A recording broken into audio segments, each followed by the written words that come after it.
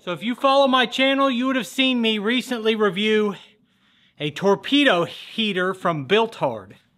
And when they sent me that heater, they asked me if I also wanted to review one of their wood splitters. And I gave it some thought before replying.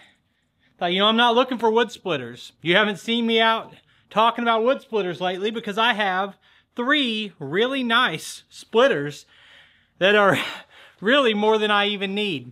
But they each serve a different purpose. So as I thought about, do I want to test out this splitter, I thought, not do I need it, but does anyone who watch my videos need a splitter like this one? And I thought, you know, it's super cheap. Way cheaper than any other option I've looked at. The only way to split wood cheaper is with the splitting maul, I would say. And there are a couple other reasons someone might want one. So we're going to try it out today and see if it's any good. It doesn't matter how cheap something is if it doesn't work. So we're actually going to load some of these rounds up into IBC totes, take them up in the shop and show you the splitter.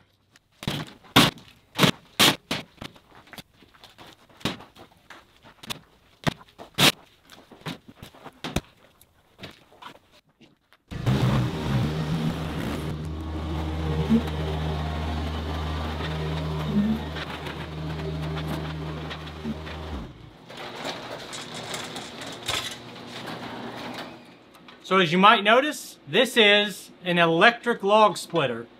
Now last year I think I got 3 or 4 offers from companies asking me if I wanted to test an electric log splitter. I turned down all of those offers. And it's because I didn't think my viewers would have an interest in it. But I pointed at one at a farm show. I said, and there's an electric log splitter. And a whole bunch of comments said, man, I'd really like to know if those are any good. So that convinced me right there that I needed to review an electric log splitter.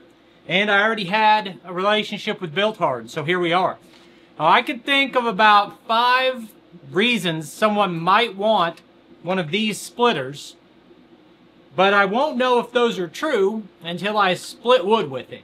So we're going to split this wood into this tote with the Bilt Hard splitter. And then I'll tell you my thoughts on it. Before I start, I will tell you this is a 2-stage operation to run the ram. And I guess that's a safety thing. I kind of think I'm going to hate it. We'll find out in a minute. But there's a green button right here that you push. That starts the motor. Now when the motor's running, you can run the ram with this lever, which is pretty, you know, a standard motion lever for running the ram on a splitter. Now this thing has got like 20 inches of travel, but it moves pretty slow. So testing it out just now, I brought it into where there's currently a 17-inch gap. I was eyeballing my wood lengths. If I cut them exactly 16, I could shorten this to 17 inches and make my cycles faster. But it won't stay halfway out. So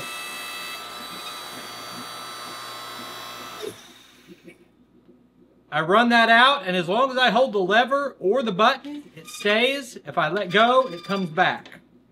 That's how it operates. pretty simple. The reason I think I'm going to hate the two-hand operation, because I know it's a safety thing, maybe it's the right thing, maybe it's not. I like to put my hand on the wood while it splits. On top, not down here, on top of the wood, and control where it goes. And you can't really do that if you're doing two-hand operation.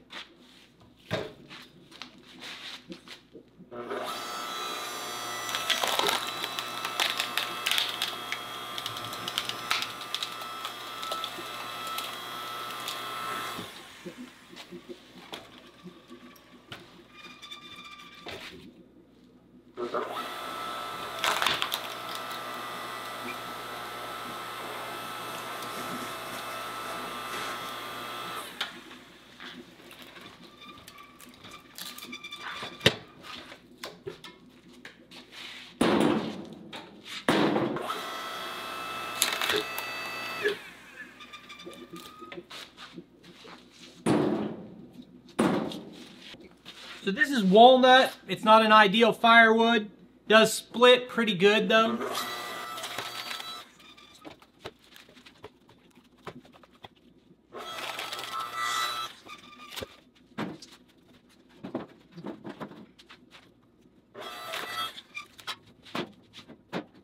So if anyone is getting ready to type a comment that says, sure, that is working on what you've got, but try it on something else, that's the whole point. This is going to be limited. It's rated as a 6.5 ton splitter. I think the smallest of the splitters I have is 16 or 18 ton. And a lot of them are, you know, a lot of available splitters are 27 or 30. So right there in the manual, it tells you can only do small material. But we do have some bigger stuff here. I know it says that in the manual, but I don't remember exactly what the dimension it says, but we're just going to try bigger stuff till it won't do it.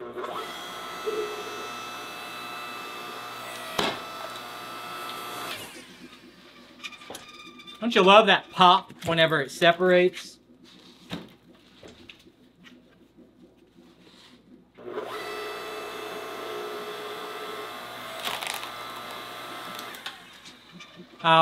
You guys might have been wondering why I didn't load up all of the firewood that I cut down there. The answer is I have faster splitters. I'm not going to do it all on this.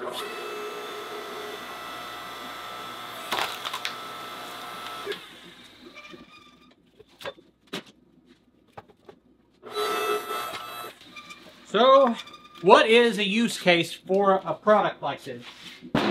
One answer is if you live in a residential area and you only do just a little bit and you're limited on the noise and the budget that you've got for it. So if you want something quiet, this is your answer. If you want something inexpensive, this is your answer. Where I thought I might have a use for this is splitting wood inside the shop for bundled firewood. A lot of people want that bundle wood to be almost like kindling. Tiny little pieces. So if I've already got my firewood split up and it's already in these totes, I have thought before about bundling the wood inside the shop. And you could set the bundler next to this, have your full tote, and re-split your normal firewood into really small pieces for bundle wood. Another reason you might want a piece of equipment like this is sensitivity to the cold. It's cold outside, but it's nice and warm in the shop.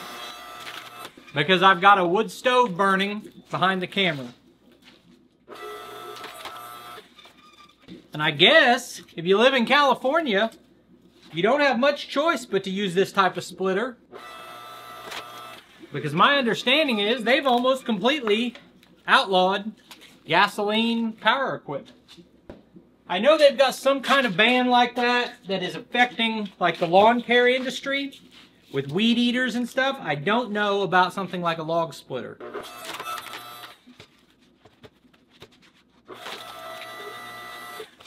So I feel guilty a lot of times when I don't answer as many of the viewer comments as I would like to, but I read them all and I feel like I learn a lot from you guys. So let me know what you think about this.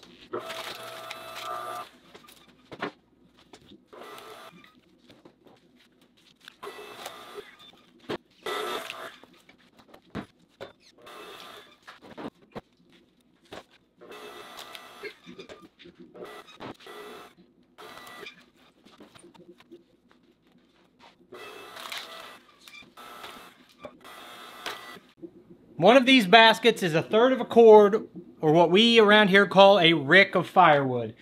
And that's the quantity that I sell wood in. I did half of a basket off of this splitter, a little more than half. So what do I think about this Bilt Hard electric splitter? I don't know. The manufacturer claims it won't split very big stuff. Well, some of the stuff I put in there, whenever I put it in the basket, I said it's not going to split that because it's pretty good size. And so I was surprised. The splitter does exactly what the manufacturer says it will. It's an inexpensive splitter, it's not loud, and it splits wood. They don't make any claims about it being the best or the biggest or the fastest or anything else. It is a small electric splitter. It does exactly what they said it would, and seems to be built well enough that it would hold up to this kind of use for a long time. And that's all I've got to say about that. So I appreciate you taking time to watch the video. I'll put links on the screen to a couple more of our videos, and I'll see you next time.